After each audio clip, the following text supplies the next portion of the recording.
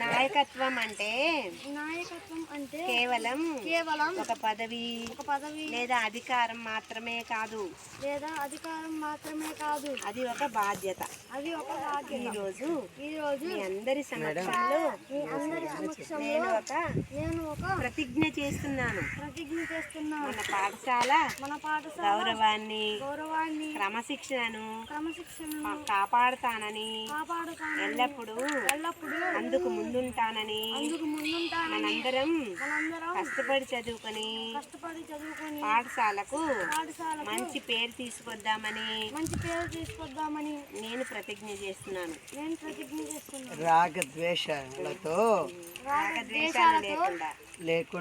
లేకుండా ఎల్లప్పుడూ అందరికీ అందుబాటులో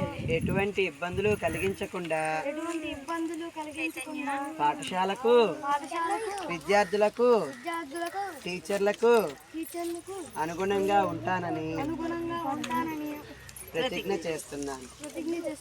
నా విద్యను ఎల్లప్పుడూ చిన్నచూపు చూడనని ప్రతిజ్ఞ చేస్తున్నాను. ధన్యవాదాలు.